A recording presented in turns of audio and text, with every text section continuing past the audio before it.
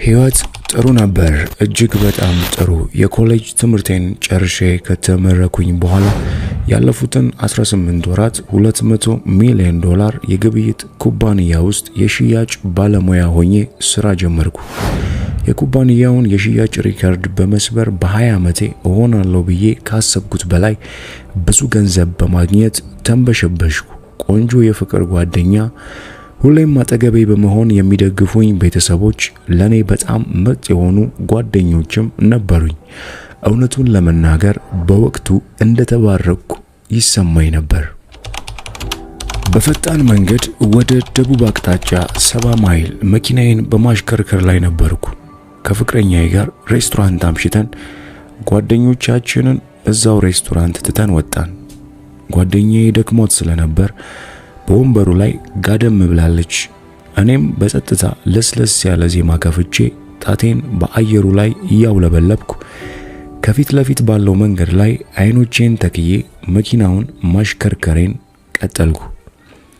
በዚህ መልክ ለ2 ሰዓታት ያህል እንደተጓዝን ድንገት የግጭት ድምፅ ሲሰማኝና ቀጥሎ ምን እንደተፈጠረ ማስታወስ በማልችልበት መልኩ ሁሉ ነገር ጨለመ። ካደጋው በኋላ እንደሰማሁት ለ6 ደቂቃ ያህል ሞቼ ነበር። አንድ ጠጥቶ ሲያሽከረክር የነበረ አሽከርካሪ መንገድ ጥሶ እንደገጨኝ ተነገረኝ። የግራ ክንዴ ተሰበረ። እጄ ላይ ያለው ራዲያል ነርቭ ተሰንጥቆ ክርኔ ተላቆ ነበር። ይህም የተሰበረው ክንዴ የጀርባዬን ቆዳ ወጋው። ከወገቤ በታች ዳሌ አካባቢ በሰው አካል ውስጥ ትልቁ አጥንት በግማሽ ተሰነጠቀ። አንደኛው ጫፍ የጭኔን ቆዳ ቀዶት ነበር። ደም በሁሉ ቦታ ይፈሳል። ባጭሩ ሰውነቴ ወድሟል። አእምሮዬ በቋሚነት ተጎድቷል። ይህን ግዙፍ አካላዊ ህመም መቋቋም አልቻልኩም። ሰውነቴ ተዘጋ። የደም ግፊቴ ወረደ። ብዙም ሳይቆይ ኮማ ውስጥ ገባው። ሁሉም ነገር ጥቁርና ጨለማ ሆነብኝ። በሕክምና ቋንቋ ሞቼ ነበር። የሕክምና ባለሙያዎች ህይወቴን ለማዳን በቁርጠኝነት ሰሩ። ከ6 ቀናት በኋላ ተሳክቶላቸዋል። ልቤ እንደገና መምታት ጀመረ። ንጹህ ኦክሲጅን ተነፈስኩ። አመሰገንኩ። ዳግም ወደ ህይወት ተመለስኩ። በኮማ ውስጥ 6 ቀናት አሳለፍኩ። ከእንግዲህ በኋላ መራመድ እንደማልችል አሳዛኝ ዜና ተነገረኝ። በሆስፒታል ውስጥ ከ7 ፈታኝ ሳምንታት ማገገሚያ በኋላ በእግር መሄድ ተምሬ ወላጆቼ እንክብካቤ እንዲያደርጉልኝ ወደ ቤት መጣሁ። ወደ እውነተኛው ዓለም ተመለስኩ። በዚህ ወቅት 11 አጥንቶቼ ተሰብረዋል። ቋሚ የአእምሮ ጉዳት ደርሶብኛል። ከእንግዲህ እኔ የማውቀው ህይወት ተለውጧል። መቼም አንድ አይነት አይሆንም። ብታምኑም ባታምኑም ከማስበው በላይ ነገሮች ተቀየረው ነበር። ከአዲሱ ህይወቴ ጋር መላመድ ቀላል አልነበረም። አንዳንድ ጊዜ ይህ ለምን በኔ ላይ ሆነ እላለሁ። ነገር ግን ህይወቴን ለመለወጥ ኃላፊነት መውሰድ ነበረብኝ። ነገሮችን እንዴት እንዲሆኑ ብዬ ከማማረር ይልቅ ነገሮች እንዳሉ መቀበል ነበረብኝ። በዚህም ምክንያት ህይወቴ የተለየ እንዲሆን በመመኘት ጉልበት ማባከን አቆምኩ። መጥፎ ነገር እንዳይደርስብኝ ከመመኘት በምትኩ ያለኝን እድሎች በተሻለ መንገድ ለመጠቀም ወሰንኩ። ያለፈውን መለወጥ ስለማይቻል ወደፊት መሄድ እንዳለብኝ እንዲሁም በወደፊት ህይወቴ ላይ አተኮርኩ። ህይወቴን እምቅ ችሎታዬን ለማሟላትና ህልሞቼን ለማሳካት ወሰንኩ። ስለዚህም ሌሎችን ከኔ ህይወት በመማር እንዴት ላበረታታቸው እንደምችል ማሰብ ነበረብኝ። ላለኝ ነገር ሁሉ ከልብ ለማመስገን በመምረጤ የደረሰብኝን ሁሉ ያለምንም ቅድመ ሁኔታ በመቀበልና የህይወቴን አጠቃላይ ሙሉ ኃላፊነት ወሰድኩ። ይህ ከባድ የመኪና አደጋ በመጨረሻ በህይወቴ ካጋጠመኝ ምርጥ ክስተቶች አንዱ እንደሆነ ለማሰብ ቻልኩ። ምክንያቱም በኔ እምነት ሁሉ ነገር የሚሆነው በምክንያት ነው። ነገር ግን ለህይወታችን ተግዳሮቶች፣ ሁነቶች ውሳኔ ማድረግና ምክንያቶችን መምረጥ የኛ ኃላፊነት ነው። በመጨረሻም የደረሰብኝን አደጋ ለድል አድራጊነት ህይወት ምክንያት እንዲሆነኝ ወሰንኩ። ቀደም ሲል የሰማችሁት አሳዛኝ ታሪክ የዚህ መጽሐፍ ደራሲ የአል ኤርሎንድ ነበር። ዘ ሚራክል ሞርኒንግ ወይም ተአምረኛው ማለዳ።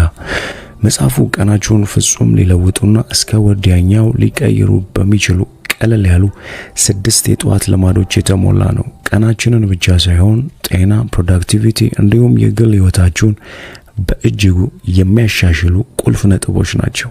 እንደሚታወቀው ብዙዎቻችን የጠዋት ሰዎች ላልሆን እንችላለን። ስራ ወይም ትምህርት ግዴታ ሆኖብን እንነሳለን እንጂ ጠዋት መነሳት በሚለው ሐሳብ ላንስማማ እንችላለን።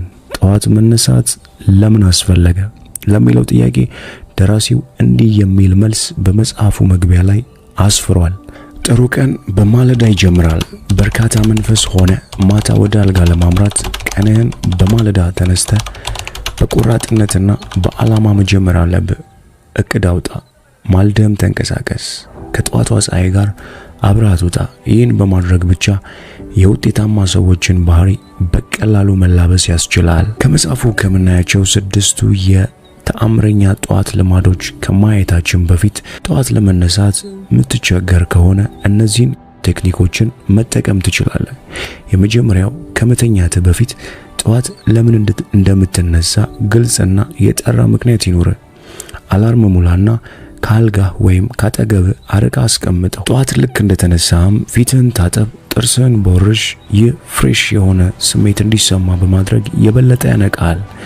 እንደተነሳ ሰውነትህ ዲሃይድሬት ስለሚሆን 1 ብርጭቆ ውሃ ጠጣ ወይም ደግሞ ሻወር ውሰድ። ቀደም ሲል ያየናቸው ቴክኒኮች ቀጥሎ ለምናያቸው የጠዋት ልማዶች እንደ ቅድመ ሁኔታ በመሆን የበለጠ ንቁ እንድትሆን በማድረግ ዝግጁ ያደርጉሃል። ለዚህ ቻናል አዲስ የሆናችሁ ይህንን ድንቅ ቤተሰብ ሰብስክራይብ በማድረግ እንድትቀላቀሉ እንጋብዛችኋለሁ። ወደ 6ቱ የተአምረኛ ጠዋት ልማዶች እናምራ። ሜዲቴሽን፣ ፕሬየር፣ ሪፍሌክሽን፣ ዲፕ ብሪዝ፣ ግራቲቲዩድ እነዚህን በሙሉ በዚህ ነጥብ ውስጥ ያካትታል። ዓላማው አእምሮን በማረጋጋት ወይም ካልም እንዲሆን በማድረግ ጫናን በመቀነስ ውስጣዊ ሰላምን ማጎልበት ነው። ይህን በማድረግ ብቻ በተረጋጋ መንፈስ ሆነ ቀኑ ይዞል የሚመጣውን ማንኛውንም ቻሌንጅ በጠራና በተረጋጋ መንፈስ እንድትቀርብና እንድታስተናግድ ይረዳሃል። አፈርሜሽን ይህ ለራስ የምትናገረው አዎንታዊና በጎ ቃላትን ይወክላል። ደራሲው እንደሚለው ይህን ማድረግ በውስጥ እምነትና ጽናት እንዲገነባ በማድረግ አስተሳሰብና እይታን ይቀርጸዋል።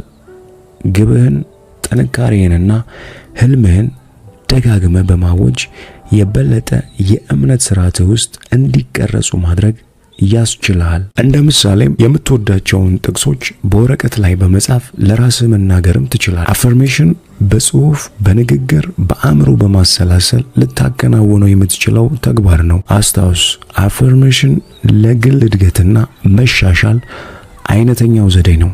ተጠቀምበት። ይህ ግብና ዓላማን ስታሳካው በምናብ መሳል የሚል ሐሳብ ነው። ይህን በማድረግ ብቻ በአእምሮ ውስጥ በቀላሉ የስኬትን ብሉፕሪንት መፍጠር ትችላለህ። የበለጠ ተነሳሽነትና በራስ መተማመን እንዲጨምር በማድረግ ተአምራዊ እርምጃዎችን እንድትወስድ ያግዝሃል። 4ኛው ኤክሰርሳይዝ ከጠዋት ልማዶች ውስጥ ዋናውና ቁልፉ ልማድ ይህ ነው። እንቅስቃሴ ማድረግ። ይህ ሰውነት የበለጠ ኃይል እንዲኖረው በማድረግ ትኩረትህን በመጨመር የበለጠ ለቀኑ ዝግጁ እንድትሆን ያግዝሃል። የእግር ጉዞ ማድረግ፣ ዮጋ፣ ጂም መስራት፣ የቤት ውስጥ እንቅስቃሴ ማድረግ ወይም ስፖርታዊ እንቅስቃሴ ሌላ ሊሆን ይችላል። በቋሚነትና በቀጣይነት እንቅስቃሴ ማድረግ የበለጠ ውጤታማ፣ ጤነኛ እንድትሆን በእጅጉ ይረዳሃል። የህይወት ጫናን በመቀነስ ሙድህንም በማስተካከል ስኬታማ ጠዋት እንዲኖር የሚያግዝ 4ኛው ቁልፍ ነው ኤክሰርሳይዝ። 5ኛው ሪዲንግ ወይም ማንበብ ነው። የእውቀት አድማስን በማስፋትና የአእምሮ መሰልህን ወይም ጅማትህን ለማሰራት ንባብ አይነተኛው ዘዴ ነው። አነቃቂና አዎንታዊ የሆኑ መጽሐፎችን ሆነ ጽሑፎችን ብሎግ ማንበብ ለአእምሮና መንፈስ ጤናማ ምግቦች ናቸው። ለአዲስ ዕውቀትና እይታ ራስን በከፈትከው ልክ ውጤታማነት በእጅጉ ይጨምራል። 6ኛው ስክራይብ ወይም ጆርናሊንግ ነው። ይህ የመጨረሻው ቴክኒክ ስሜትን፣ ሐሳብን፣ ግቦችን ጆርናል ማድረግ ወይም በወረቀት ላይ የማስፈር ዘዴ ነው።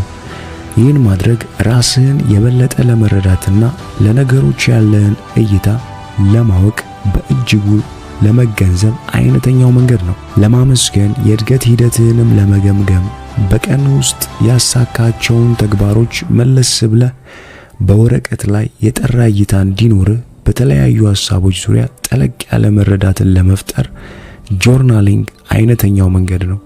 ስለ ራስህም ሆነ ስለ ህይወት አዲስ እይታን ለመፍጠር ጆርናሊንግ የዕለት ተግባር ልታደርገው ይገባል።